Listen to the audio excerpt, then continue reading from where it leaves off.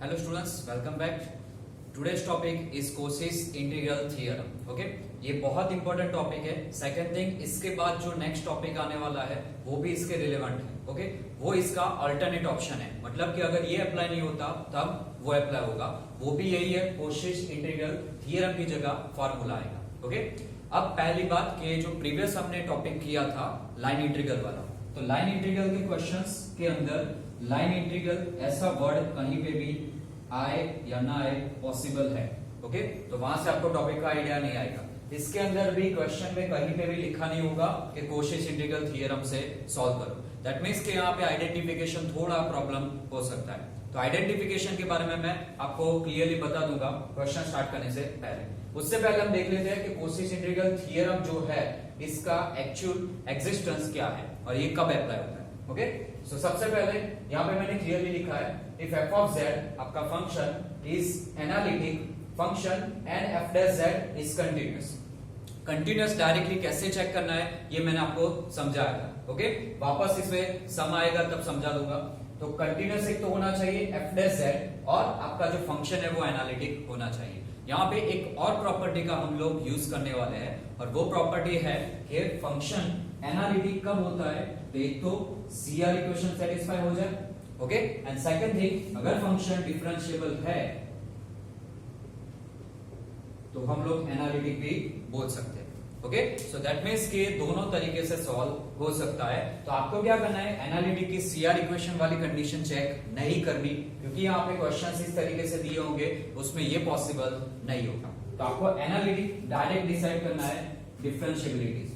और डिफरेंशिएबल होना यानी कि कोई एक फंक्शन है उसको मैं डिफरेंशिएशन करता हूं और सारे पॉइंट पे z के सारे पॉइंट्स पे वो डिफरेंशिएशन हो जाता है. स्पेशली जीरो को आपको चेक करना है. ओके, तो अगर वो डिफरेंशिएशन हो जाता है then it is called differentiable function. उसके लिए कुछ अलग से आपको प्रूव करने की जरूरत नहीं है. जैसे कि डिफरेंशिएबिलिटी वाले टॉपिक में किया था वैसा करने की जरूरत नहीं है, डायरेक्ट डिसाइड हो जाएगा. इन शॉर्ट, आपका कोई भी क्वेश्चन होगा, फर्स्ट स्टेप आएगा आपका फंक्शन, उसका फिर डिफरेंशिएशन करना है. डिफरेंशिएशन होगा तो नीचे आपको स्टेटमेंट लिखना है कि ये डिफरेंशिएबल है एंड साथ में कंटीन्यूअस का भी वहीं से डिसाइड हो जाएगा f dash z के ऊपर से.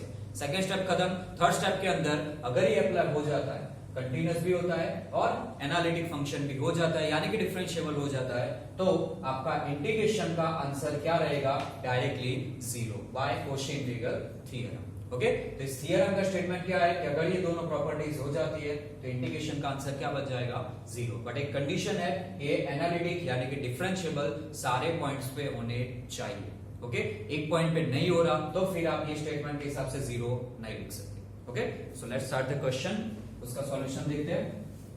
अब सॉल्यूशन स्टार्ट करने से पहले आइडेंटिफिकेशन के बारे में बात करें. एग्जाम में अगर ये क्वेश्चन आया तो आपको पता कैसे चलेगा कि लाइन इंटीग्रल का है या Cauchy इंटीग्रल थ्योरम का है.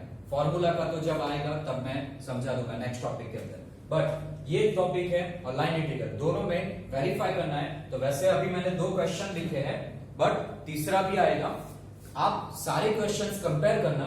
क्वेश्चंस के अंदर यहाँ पे जैसे उस क्वेश्चन के अंदर लाइन इंटीग्रल के क्वेश्चंस के अंदर आपको क्या दिया जाता था, पॉइंट स्पेसिफाई किए जाते थे. चाहे वर्टाइसिस हो, पैराबोला हो, सर्कल हो या फिर कोई भी मतलब लाइन हो. ओके, तो सब में आपके वर्टाइसिस स्पेशल थे. तो वहां से आपको एक अलग से आइडेंटिफिकेशन मिल सकता है. ये वाला अप्लाई करना है Cauchy इंटीग्रल. इसके अंदर कहीं पे भी पॉइंट्स आपको गिवन नहीं होते. जैसे कि प्रीवियसली मैं कोई प्रीवियस क्वेश्चन आपका लाइन इंटीग्रल का लिख देता हूं, इससे आपको आइडिया रहेगा. जैसे हमने प्रीवियस में लास्ट क्वेश्चन सॉल्व किया था, उसमें evaluate integration over c z बार dz था. ओके, ये फंक्शन था और फिर बाकी c जो आपको कर्व दिया था वो एक ट्रायंगल था और लास्ट में वर्टेक्सेस दिए थे z is equal to 0 1 i. तो दो तरीके से आपको पता चल सकता है. पहला, z बार का z के रिस्पेक्ट में डिफरेंशिएशन क्या करोगे, और डिफरेंशिएशन नहीं होगा तो डिफरेंशिएबल पता नहीं चलेगा और वो पता नहीं चलेगा तो Cauchy इंटीग्रल थ्योरम का एक्जिस्टेंस नहीं रहेगा. ओके, दैट मींस एक आइडिया यहां से आएगी.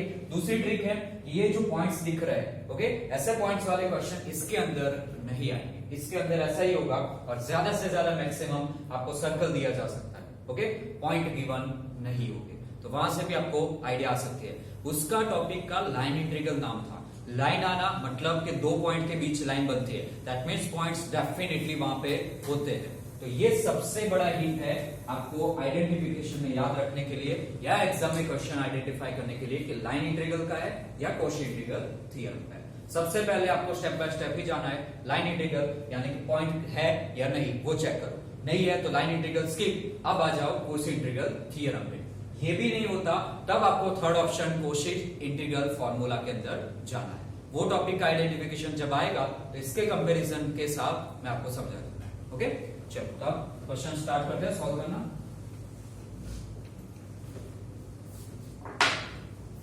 First question is if capital C is any simple closed contour in either direction then show that this integration is zero। Zero answer show that में लिखा है, समटाइम्स नहीं भी लिखा होगा, फाइंड द वैल्यू ऐसे भी लिखा जा सकता है। ओके, तो ये तो पता है कि कॉची इंटीग्रल थ्योरम डेफिनेटली यहाँ पे अप्लाई होने वाला है। ओके, तो अप्लाई करते हैं और सबसे पहले स्टेप इसके याद रख लेना, बहुत सिंपल 3 स्टेप ही आपको अप्लाई करने हैं। चलो तो फर्स्ट है, सबसे पहले तो आपको जो f ऑफ z यहाँ पे दिया है वो लिख दो।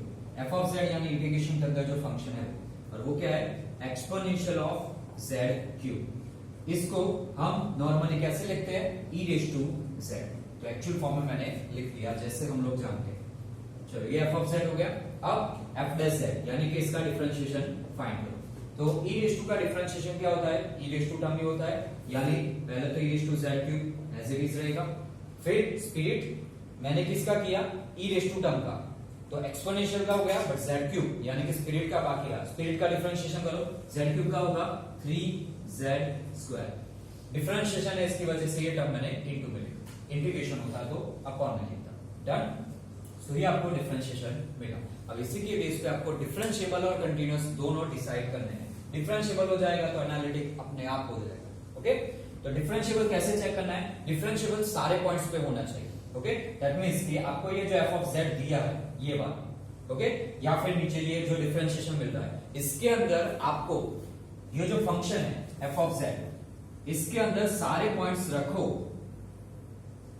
कोई भी पॉइंट्स रखो तो आपका डिफरेंशिएशन होना चाहिए। ओके, दैट मींस कि अगर सबसे ज्यादा दिक्कत कहां पे आती है इसमें, कौन से पॉइंट में, जीरो में, तो जीरो रखू तो z is equal to zero मतलब क्या होगा, e रेज टू जीरो होगा यहाँ पे। Okay, e raise to zero मतलब 1 का डिफरेंशिएशन भले ही जीरो होता है बट इसका डिफरेंशिएशन पॉसिबल है, कांस्टेंट का डिफरेंशिएशन जीरो, इस हिसाब से इसका एक पर्टिकुलर आंसर आपको मिलेगा, मतलब ये सारे पॉइंट पे डिफरेंशिएबल है। बाकी अदर पॉइंट्स पे चेक करने की जरूरत नहीं है, वो डेफिनेटली होगा। हाँ, समटाइम्स ऐसे कोई पॉइंट्स आएंगे तो उसके अंदर मैं आपको वहां पे समझा दूंगा, बाकी ऐसे डायरेक्टली दिया है तो उसमें चेक करने की जरूरत नहीं। क्लियर, सो ये डिफरेंशिएबल तो हो गया सारे पॉइंट्स पे। कंटीन्यूअस की मैंने डेफिनेशन क्या बताई थी वो भी आपको अलग से थियरी वाइज चेक करने की जरूरत नहीं है, डायरेक्ट डिसाइड कर सकते हो। कैसे, तो आपका जो f डैश z है इसमें f डैश z को आपको कंटीन्यूअस बनाना, तो ये जो f डैश z है तो ये टर्म चेक करो, इस टर्म के अंदर z की जगह आप डिफरेंट वैल्यू रखोगे। फॉर एग्जांपल 0 रखो तो कुछ अलग आंसर मिले, 1 रखो तो कुछ अलग आंसर मिले, 2 रखो तो कुछ अलग आंसर मिले, ऐसा पॉसिबल है, then it is called continuous function. Okay, simple, मतलब कि अगर आपको यहाँ पे z मिलता है तो डेफिनेटली ये कंटीन्यूअस फंक्शन होगा। एक ही कंडीशन में नहीं हो सकता, अगर f डैश z का आंसर आपको कांस्टेंट मिले 3 तो अब z की जगह मैं 0 रखूं, 1 रखूं, 2 रखूं, 3 रखूं, कोई भी वैल्यू रखूं, इसका आंसर फिक्स रहेगा 3, मतलब ये कंटीन्यूअस नहीं होगा। ओके, सो सिंपल सेंस है कि आपको अगर डिफरेंशिएशन का आंसर कांस्टेंट मिलता है तो वो कंटीन्यूअस नहीं होगा और यहाँ पे ये थियरी अप्लाई नहीं होगी। Clear, simple. तो कंटीन्यूअस के लिए तो आपको सिर्फ यही देखना है कि कांस्टेंट है या z वाला टर्म है, और डिफरेंशिएबल के लिए क्या देखना है कि z की जगह पे 0 रख के भी चेक कर लेना, उसका आंसर जो मिलता है उसका डिफरेंशिएशन पॉसिबल होना चाहिए। ओके, चलो तो ये हो गया। अब इसका मतलब मुझे क्या करना है कि इसका डायरेक्टली स्टेटमेंट ही लिखना है, तो ये स्टेटमेंट लिख देते हैं। So here f of z is differentiable at all values of z. So function is analytic. एक स्टेटमेंट आ गया, एनालिटिक फंक्शन। डन, तो पहली कंडीशन तो आ गई एनालिटिक है। अब कंटिन्यूअस का, तो कंटिन्यूअस भी इसके ऊपर से डिसाइड हो गया, तो वो भी लिख दो। And also F dash Z is continuous in Z वाले टर्म है, यानी कि जेड प्लेन होगा, तो जेड प्लेन लिख दो, सो इन जेड प्लेन। तो कंटिन्यूअस हो गया, एनालिटिक हो गया, तो डायरेक्टली आप बोल सकते हो कि इंटीग्रेशन का आंसर क्या होगा, 0। बट किसके ऊपर से वो स्पेसिफाई करना जरूरी है। सो बाय कोशिश इंटीग्रल थ्योरम, ये कंपलसरी नाम लिखना है, डायरेक्ट मत कर देना कभी। इंटीग्रेशन ऑफ कौन सा है, sorry integration over C exponential of z cube into dz is equal to 0 direct. Clear? So simple आपको यही देखना है कि फंक्शन है उसका डिफरेंशिएशन करो, डिफरेंशिएशन पॉसिबल होना चाहिए, डिफरेंशिएशन के अंदर कंटिन्यूअस मतलब कि यहाँ पे कांस्टेंट मिलना नहीं चाहिए, अकेला कांस्टेंट आता है तो आपका फंक्शन कंटिन्यूअस नहीं होगा। बाकी इसके अलावा और कुछ चेक करने की जरूरत नहीं। तो एक सम हो गया, अब वैसा ही सिमिलर आपका दूसरा सम है, बट इसके अंदर ये जो स्टेप है इसके बाद एक और स्टेप आएगा, इसकी वजह से नीचे आपको एक z प्लस आई करके मतलब एक फैक्टर दिया है, ओके। तो वो फैक्टर z की जगह अगर मैं माइनस आई ले लूं तो माइनस आई प्लस आई 0, यानी इसका आंसर क्या बन जाएगा, इंफिनिटी। तो वो जो पोल आपका बनेगा, इसको पोल बोलते हैं, ओके। तो वो जो सिंपल पोल बनेगा वहां पे आपको चेक करना है कि वो इनसाइड हो रहा है या आउटसाइड। ये जो सर्कल दिया है, ओके, सर्कल की अगर आउटसाइड हो जाता है तो फिर ये पोल कंसीडर करने की जरूरत नहीं है, और इसके हिसाब से कोशी इंटीग्रल थ्योरम के हिसाब से डायरेक्टली आंसर आप 0 बना सकते हो, ओके।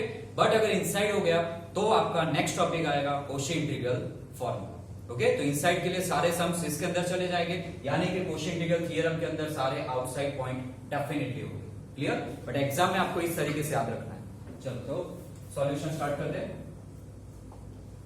फर्स्ट ऑफ ऑल जो गिवन है वो लिख दो। So here f of z is e raised to z upon z plus i, ये आपका फंक्शन, क्लियर। अब ये जो फंक्शन f of z दिया है, तो सबसे पहले तो हमने क्या किया था, यहाँ पे डिफरेंशिएशन किया था, तो डिफरेंशिएशन करते हैं। अब इसके अंदर डिफरेंशिएबल पहले चेक नहीं करना, इसका रीजन क्या है, यहाँ पे नीचे z प्लस आई ऐसा एक फैक्टर दिया है। जब भी आपको इस तरीके से फैक्टर नीचे अपॉन में दिया जाता है तब ऑलवेज याद रखना यहाँ पे पोल्स मिलेंगे। पोल्स मतलब क्या होगा, ये जो z प्लस आई है, z की जगह कोई ऐसी वैल्यू रखो जिससे ये z प्लस आई का ये फैक्टर का आंसर क्या बने, 0। तो अगर ऐसा कोई पॉइंट मिल जाता है then it is called pole, okay. तो ये जो पोल है, अगर ऐसे आपको हर बार पोल मिलते हैं तो आपको क्या करना पड़ेगा, ये पोल इनसाइड है या आउटसाइड है, आपका कर्व या सर्कल जो भी दिया है वो आपको सबसे पहले चेक करना है। और डेफिनेटली कोशी इंटीग्रल थ्योरम जहां पे अप्लाई होता है वहां पे वो आउटसाइड ही होगा, और इनसाइड आता है तो वहां पे आपको कोशी इंटीग्रल फॉर्मूला यानी कि नेक्स्ट टॉपिक अप्लाई करना है, ओके। तो पहले वो चेक करते हैं। तो यहाँ पे डिफरेंशिएबल वाली कंडीशन यानी कि f डैश z फाइंड करके जो करते थे वो पहले मत करना, ओके। डायरेक्टली आपको ये पोल दिया है तो पहले पोल का कंसीडरेशन करना है। तो नीचे स्टार्ट करते हैं। हियर पोल कंसीडर करने से पहले आपको जो सर्कल दिया है उसकी रेडियस और सेंटर डिफाइन कर लेते हैं, ओके। तो सर्कल क्या है, हाँ ये भी तरीका समझा देता हूं। अगर z यहाँ पे दिया है तो z की जगह मैं x प्लस आई वैल्यू और ये -1 एज इट इज, फिर इसका मॉड्यूलस करना है। तो आप क्या करोगे, इसको मैं सिंपल करता हूं, x -1 यानी कि रियल पार्ट साथ में और i बाय इमेजिनरी पार्ट अलग, ओके। इसका अंडर रूट करूं तो x -1 का होल स्क्वायर, रियल पार्ट का स्क्वायर प्लस इमेजिनरी पार्ट का स्क्वायर यानी कि y स्क्वायर, ओके। इसके इज इक्वल टू आपको क्या गिवन है, 1। तो दैट मींस दोनों साइड स्क्वायर अप्लाई करूं तो आपको ऐसा आंसर मिलेगा। और इस टाइप का आंसर, ये इक्वेशन जो बना ये किसका होता है, सर्कल का। यानी सर्कल का मेन इक्वेशन आपका ये है, ये आपका एक्चुअल इक्वेशन है। इसमें a और b जो होता है वो आपका सेंटर बनता है, सेंटर का पॉइंट, ये x कोऑर्डिनेट ये y कोऑर्डिनेट, और r आपका रेडियस बनता है, ओनली r स्क्वायर नहीं, ओके। तो ये हर बार ऐसे आता है। तो यहाँ पे इक्वेशन चेक करो, इसके अंदर मैंने ये सॉल्व किया, इसको इस तरीके से सॉल्व किया, तो यहाँ पे एक ही जगह पे क्या मिला, 1, मतलब कि आपका सेंटर का x कोऑर्डिनेट क्या मिला, 1 मिला। माइनस के साथ है तब भी वो प्लस रहेगा, ओके। अगर यहाँ पे प्लस वैल्यू आती है तो इससे ऑपोजिट हो जाएगा, मतलब यहाँ पे आपको -1 लेना पड़ेगा, ये ध्यान रखना।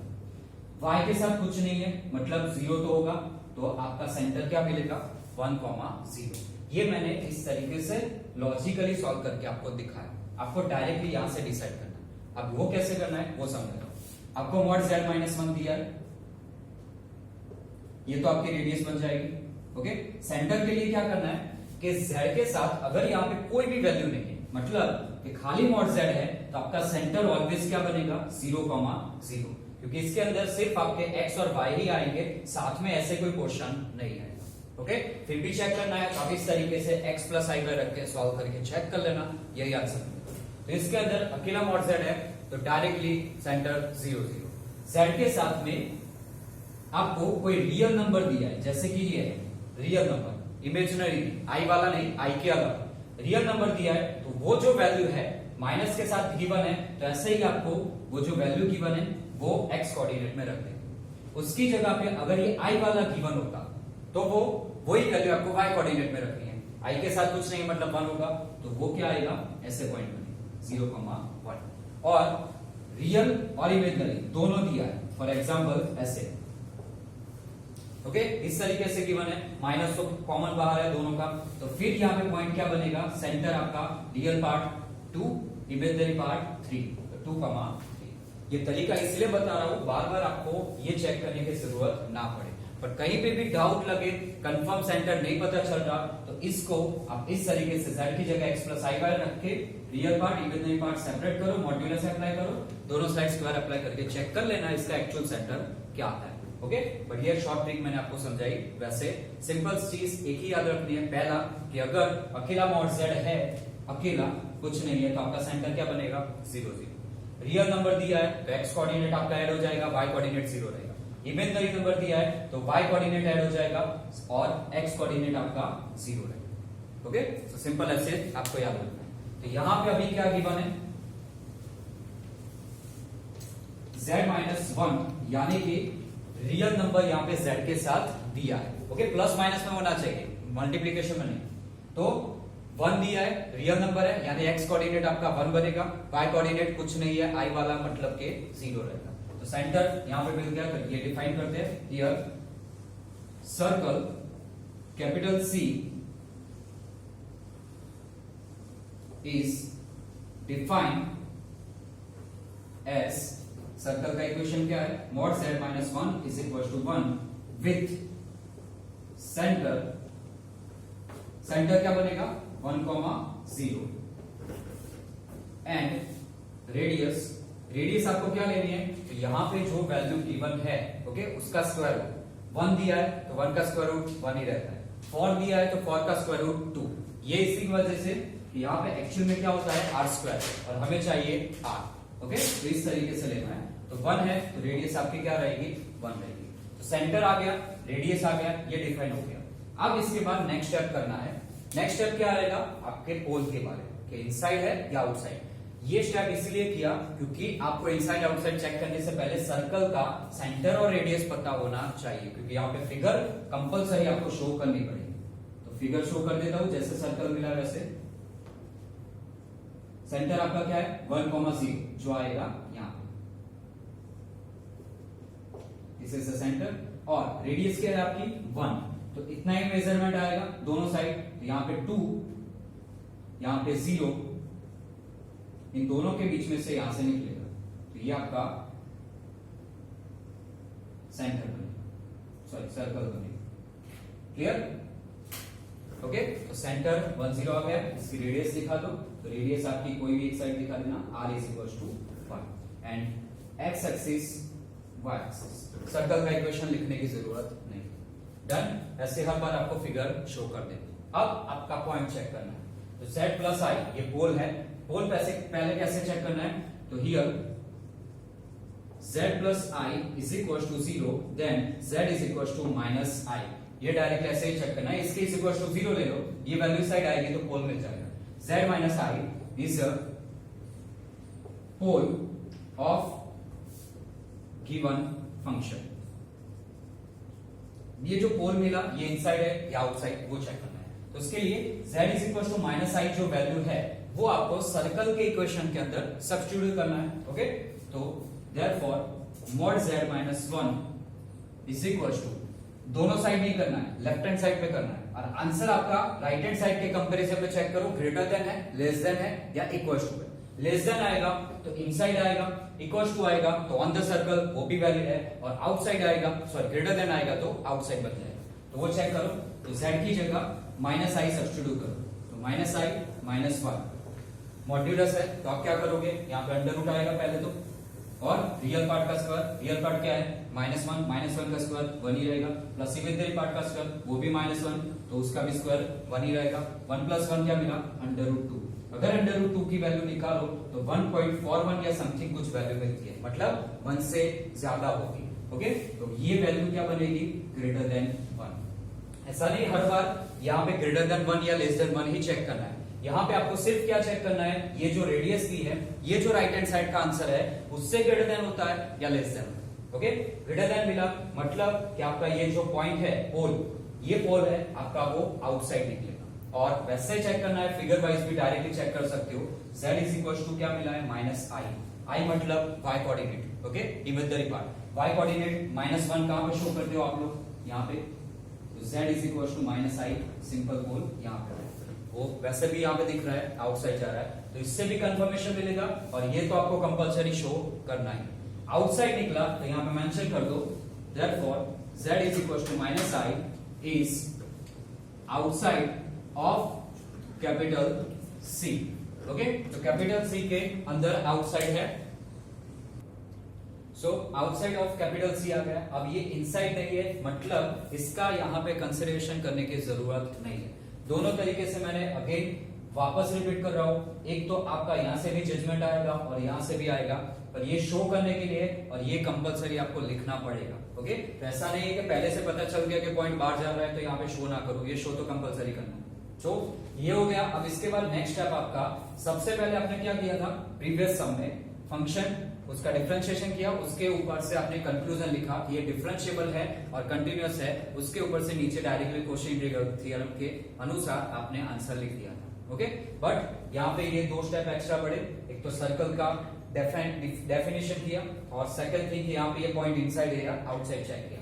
आउटसाइड आया है तो इसका इफेक्ट कोशी इंटीग्रल या इसके ऊपर कोई नहीं होगा, दैट मींस अब डायरेक्टली कंक्लूजन लिखना है। डिफरेंशिएशन इसका डेफिनेटिव होगा, तो अलग से डिफरेंशिएशन f' का आंसर फाइंड करने शो करने की जरूरत नहीं है। ये भी श्योर है इसका डिफरेंशिएशन का आंसर कांस्टेंट नहीं बनेगा, तो f' यहाँ पे फाइंड करने की जरूरत नहीं है, डायरेक्टली आप स्टेटमेंट लिख सकते हो। उसके अलावा एक और चीज, ये जो z =-i वाला पॉइंट था, ये वाला पोर्शन ये आउटसाइड निकला है, मतलब कि यहाँ पे इनसाइड तो डेफिनेटली एनालिटिक फंक्शन हो जाएगा। सो डायरेक्टली स्टेटमेंट लिख दो, f of z is analytic at every point of z and also f' is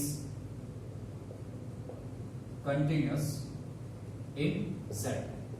okay, previous question हमने जैसे चेक किया था वैसे इसमें चेक करने की जरूरत नहीं है। आप ये आउटसाइड इनसाइड के प्रोसीजर कर रहे हो, आउटसाइड निकला तो इनसाइड डेफिनेटली वो फंक्शन एनालिटिक और कंटीन्यूअस हो जाएगा, तो डायरेक्टली ऐसे ही स्टेटमेंट लिख देना है। फिर final statement, by Cauchy's integral theorem we can say the answer of integration c e⁻z/z+i close contour dz = c। Integration Cauchy integral theorem के ऊपर से मैं बोल सकता हूं। सो फर्स्ट क्वेश्चन किया, सेकंड क्वेश्चन किया, दोनों में डिफरेंस यही था, यहाँ पे नीचे फैक्टर आया, फैक्टर की वजह से पोल वाला पोर्शन आपका एक्स्ट्रा हो गया, और यही चीज आपकी नेक्स्ट टॉपिक जो आएगा इसमें यही रिपीट होगा, same to same step method सब कुछ ऐसे ही आएगा। खाली डिफरेंस ये 0 हो रहा है, उसकी जगह पे वहां पे कोई फॉर्मूला होगा, वो अप्लाई करके आपको सॉल्व करना है। बाकी इनसाइड आउटसाइड आपको ऐसे ही चेक करना है। एंड सेकंड थिंग, ये आउटसाइड है इसलिए कोशी इंटीग्रल अप्लाई हुआ थ्योरम, अगर ये इनसाइड होता तो यहाँ पे थ्योरम नहीं, नेक्स्ट टॉपिक आपका फॉर्मूला यहाँ पे अप्लाई करना पड़ता। ओके, तो दोनों पैरेलल है, एक अप्लाई होता है तो दूसरा नहीं होगा, दूसरा होगा तो पहला नहीं होगा। ओके, तो डेफिनेटली आपको इस तरीके से काम करना है। 2 क्वेश्चन मैंने इसमें करवाए, नेक्स्ट टॉपिक में हम 1 या 2 एग्जाम्पल देख लेंगे, उसके बाद आपका नेक्स्ट टॉपिक स्टार्ट हो जाएगा। इनकेस अभी भी इसमें कोई क्वेरी निकले तो मुझे पर्सनली कॉन्टेक्ट कर देना। Thank you so much, have a nice day.